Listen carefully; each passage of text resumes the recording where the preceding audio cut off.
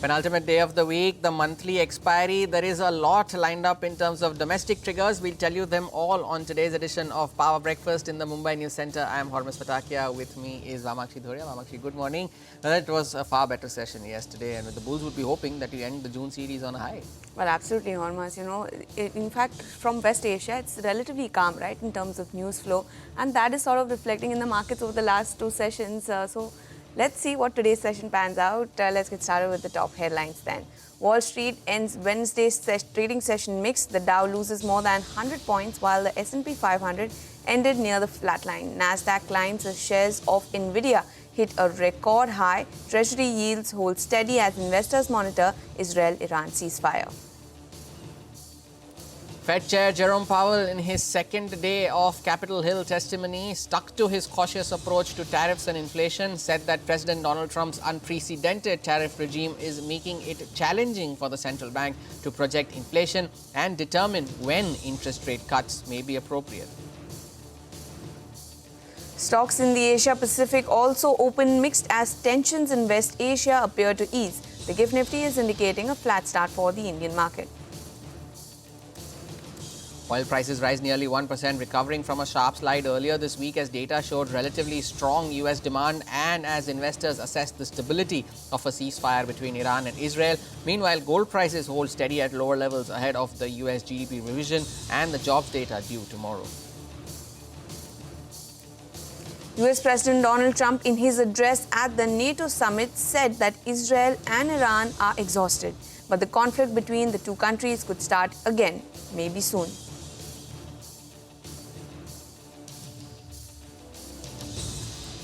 Well, it's a mixed-looking screen as far as Asia is concerned. As far as the Korean index is concerned, it's the top loser today, down almost 1.5%. The Hang Seng 2 is trading in the red with a cut of almost 0.8%. On the flip side, what's doing well is the Nikkei. It's up over 1%, and the Taiwan index too is holding in the green. So it's a mixed-looking screen on the back of a mixed handover coming in from Wall Street. We'll also take a look at what the GIFT Nifty is indicating for our own Indian markets. That will also come up for you on the screen. So far, it's a 43-point uptick as far as our own Indian markets are concerned, Hormuz. Well, 43-point uptick. We'll be looking to build on yesterday's gains as well. A lot better session compared to what Tuesday was. But unlike Tuesday, we managed to sustain that momentum. And global cues are dull, if you could call it that, because there's no major news trigger that has emerged other than Jerome Powell's testimony from last night. And that showed up on Wall Street as well. And the S&P 500 ending flat. The Dow also, it's just a 100-point cut. But all the fact that both the Nasdaq and the S&P 500 ended close to their record high levels. The CNBC's Kate Rogers gets us a wrap of all the action on Wall Street. U.S. markets were mixed across the major averages in Wednesday's trading as Wall Street watches the S&P, which is less than 1% off of its all-time high. The Dow slipping 107 points, the S&P 500 ending the day flat, the tech-heavy Nasdaq up 61. Sales of new homes plummeted in the month of May. According to the U.S. Census on Wednesday, new single-family home sales fell almost 14% during the month. That amounts to 623,000 units, well below the 2019 pre-pandemic average of 685,000. That count is based on signed contracts when people were out house hunting as mortgage rates rose to more than 7% during the month. As Starbucks CEO Brian Niccol mounts a turnaround strategy at the struggling coffee giant, the company's simplifying how it charges for extra syrups, sauces, or powders added to a customer's drink order. Starting this week, Starbucks will charge a flat fee of 80 cents for any combination, and certain extras, such as matcha powder, will be priced by portion. The company is also testing a feature in its mobile app to show customers price changes when they modify a beverage to improve transparency and speed up service. That's what's happening here in the U.S. Back to you in Mumbai. Well, thank you so much for that. But staying with Wall Street and the U.S. economy, the Federal Reserve Chair Jerome Powell said that President Donald Trump's unprecedented tariff regime is making it challenging for the central bank's policy-making decision. Let's listen in.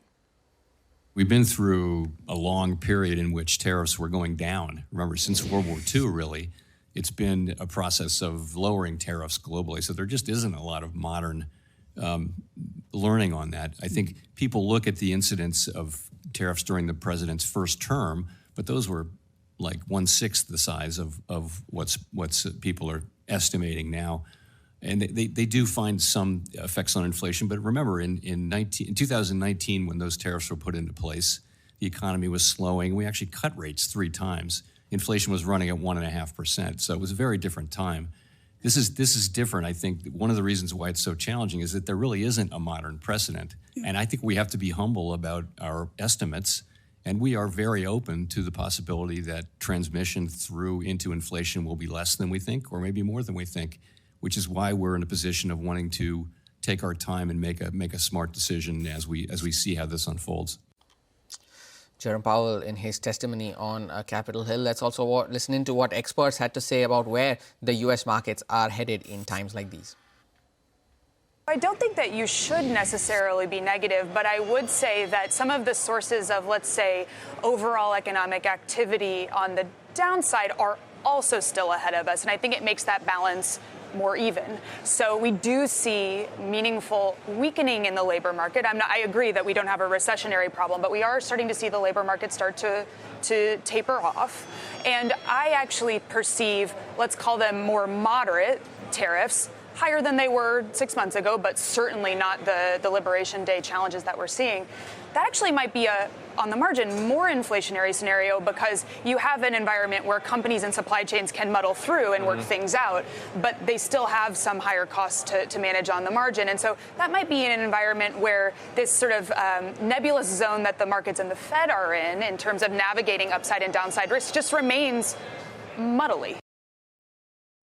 I think the next catalyst is going to be some positive developments on the policy front. I think most of us expect that where we're going with tariffs will be incrementally better than what most had feared. We will see some legislation in Congress that could provide modest support to the economy. And ultimately, I would expect at some point the Federal Reserve to lower interest rates. If you were to look at corporate bond spreads where they are right now, you would have very little concern about recessions. In fact, they have tightened very significantly. Well, that's all the global market action, but how will all of these overnight cues impact our own Indian market? We now have our research team joining in with how the trade setup looks like and the stocks that are likely to be in the news. First up, we have Vinny joining in to get us all the market cues we need to watch out for in today's trading session. Good morning, Vinny. Good morning, Vamakshi. So absolutely an interesting day again shaping up today as well, because yesterday what happened, second consecutive day of gains that we saw coming in for the Indian market. Seems like the bulls were in charge in the last 2 trading sessions. Nifty yesterday closed about the 25,200 levels, which is highest in 2025 for the Nifty as well. Sensex gained 700 points. We saw the mid and small cap also closing with gains, mid cap up 0.4%, small cap also ending with gains of 1.5% in yesterday's trading session. Now, obviously, the factors that came into play were ceasefire between Iran and Israel that is taking place right now. As of now, that's giving a positive sentiment globally and even for the Indian market. FIs yesterday also were sellers in yesterday's trading session. So 2,427 crores is what they sold, while DIIs were buyers in yesterday's trading session. 2,372 crores buying coming in from the DII front. Important factors to watch out for. Obviously, you have the monthly expiry today, so markets maybe could see some bit of a volatility. We had the NATO alliance that is agreeing on increasing defense spending, so that could keep defense stock maybe in focus as well, while we are watching out for a lot of block deals that are taking place today. Also, we are expecting a few of them, PB Fintech, MobiKwik among some of the names. And on the global front, US jobless data as well as the GDP data later this evening is something that will be key to watch out for. Nifty implied open as of now is indicating a slight bit of a positive start. 43-point uptick is what we are watching out for right now in terms of the Nifty implied open. So positive bias is what we could watch out for. 25,317. That's 20. Yeah, that's the level that you need to watch out for. Of course, that's the recent swing high that the Nifty had made. Vinny, thanks a lot for that. The implied open indicating a start around about those levels in today's session as well, which is the monthly expiry. Over to Upasna now. List out the stocks to watch out for today. Upasna, good morning. What's on your list? Good morning. First up, let me start with Seat, a company to infuse nearly about 400 crores in its Sri Lankan arm, and board has also approved to raise up to 500 crores via NCDs in the company. Rashtriya Chemical and Fertilizer also in focus, as Department of Fertilizer denies the company's request for recognition of spot gas procured for urea operations for production of Trombe urea in years 21-22 and 22-23, and non-recognition of this is expected to have an adverse financial impact on the company of nearly about 204 crores. GSW Energy also on our radar. It signs a power purchase agreement for 300 megawatt solar wind hybrid capacity with NHPC. ASK Automotive also in focus as board has granted an approval for entering into a JV with TD Holding GmbH for manufacturing sunroof control cables for passenger vehicles through this JV company. Texmaco Rail also in focus on the back of the order win. The company has received orders nearly 535 crore worth from Camalco for 560 wagons, and it's a 20-year maintenance contract is what the company has indicated. Balaji Mines is the next one. The company has received consent to operate manufacture of isopropyl and the trial runs will be started. Now lastly, PB Fintech also in focus as Yashish Dadia and Alok Bansal likely to sell 1.1% of the stake via block deal, and even MobiWik, the Net1 Applied Technologies likely to sell nearly 8% stake via block deal in the company according to our sources. So all in all these stocks will be on our radar today. Lots of stocks and lots of block deals to watch out for in today's trading session. Thank you so much for that, Upasna. And finally, we now have Sudarshan joining in with cues from the F&O space. Good morning, Sudarshan. It's the day of the monthly expiry. That's correct. And all the cues are looking largely positive. And yesterday, it was a strong day of trades, especially for benchmark indices, Nifty closing at the highest levels of 2025. But only concern is the trading raise may continue to be narrow. And as far as today is concerned, GIFT Nifty is indicating another day of positive start, currently up more than 40 points. Even the flows fund, whatever FIs are selling are being bought by DIs. In the index futures, 2 FIs bought more than rupees 500 crore. And good parties, they have added long positions of just around 300 contracts. But at the same time, they have reduced short positions of more than 2,290 contracts. And now FI's long exposure has increased to more than 23%. On the option data front, now the action has moved firmly above 25,000. On the call side, 25,250 call has seen healthy addition. Even 25,300 call has seen addition of almost 13 lakh shares. And on the put side, 25,200 put has seen addition of almost 29 lakh shares. So it tells you that the immediate support for Nifty is around just above 25,000. So I have taken first support 25,000 and second support if Nifty breaches 25,000 comes around 24,900. That is 20-day moving average, and resistance remains around recent high of 25,300 or just above that. 3 stocks are in the band. 2 new entrants are Birlasoft and MCX, and Titaga remains in the band. Indeed, 3 stocks in the F&O ban on expiry day. Sudarshan, thanks a lot for that. And just before we take that break, the 12,500 crore rupee IPO of HDB Financial Services opened for subscription yesterday, and the unit was offering shares in the price band of 700 to 740 rupees a share. Now, the first day closed with a 37% overall subscription, which was led by non-institutional investors, whose portion was subscribed 76%, and followed by the shareholder quota and, of course, the retail individual investors as well. So, second day today of HDB Financial's 12,500 crore rupee IPO. Keep an eye out on that. We take a short break. On that note, up next, we get you a roundup of what happened at the first day of the NATO summit. Stay tuned. We'll be right back.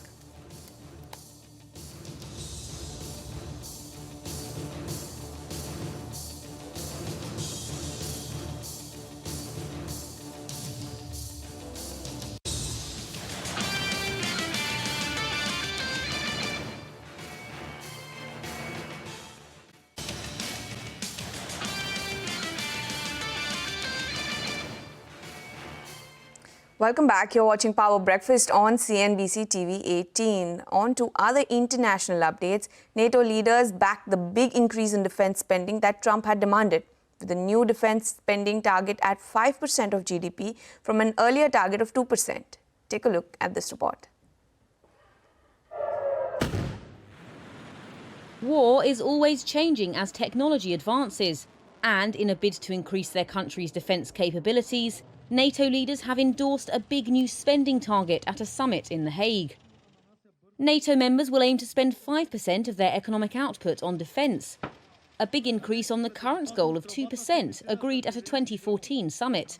That's 3.5% of their GDP on core defence, such as troops and weapons, and 1.5% on broader defence and security-related investments, such as cybersecurity, protecting energy pipelines and adapting infrastructure for military vehicles. Hitting these targets could eventually mean spending hundreds of billions of dollars more a year.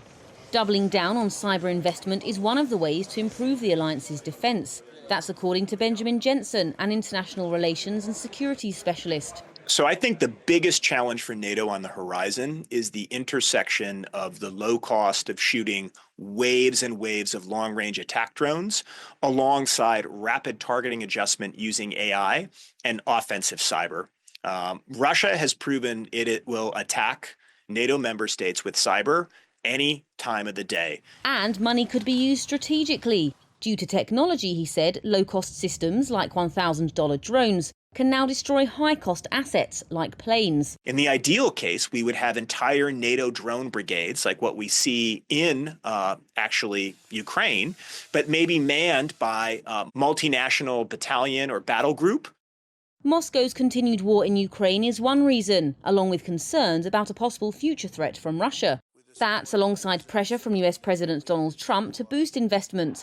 Europe's preparing for the possibility that Washington will withdraw some of its troops and capabilities.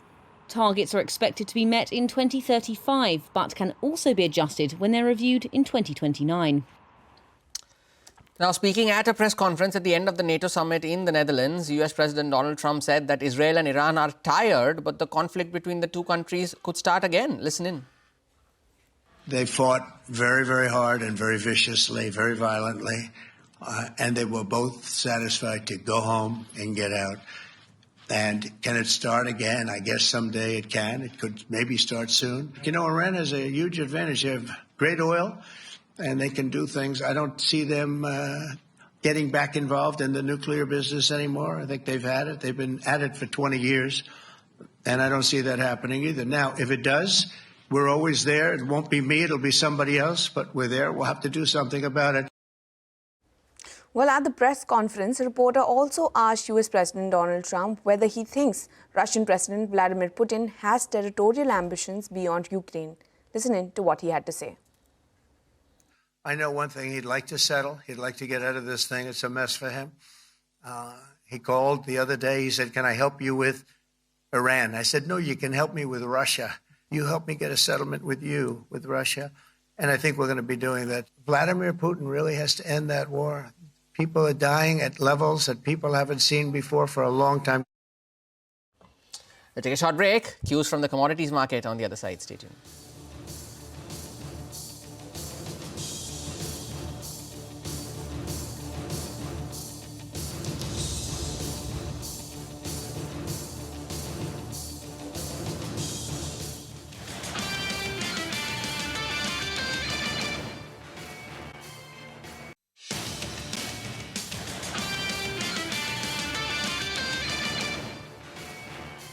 Welcome back. On to commodities now. Manisha Gupta is joining in with all the latest updates. Manisha, good morning. Some stability at lower levels for both crude and gold, but awaiting next triggers now. Oh, well, absolutely. Pardon me. If you look at crude oil prices, well, we've seen a percentage point of gains in the overnight market. The prices did fall 13% in the previous two sessions. So there's some stability, as you said. The truce between the Iran and Israel seems to be holding. And the IEA is saying that the U.S. crude inventories have declined for a fifth week by 5.8 million barrels. Clearly is another supportive factor for the crude oil prices there. But some support really seems to be coming in for the metals also. You have copper gaining 0.5% in the overnight markets. Gold gained up by 0.5% as well. Silver was up 1%. Platinum gained 3% overnight. So we've seen some buying come back into many of these markets. The dollar index is just about holding at 98. That has been a supportive factor. But the next trigger clearly comes in from much of data that comes in today and tomorrow. You have the U.S. GDP and jobs data coming in today, and the personal consumption expenditure. And that comes in on Friday, and that will tell you the Fed's future policy path. As of now, the markets are pricing 85% of a chance of a rate cut in the month of September. Well, thank you so much for that, Manisha. But that's all we have in this edition of Power Breakfast. From Hormazmi and everyone who put the show together, thank you so much for tuning in. Don't go anywhere because Bazaar Morning Call comes up next.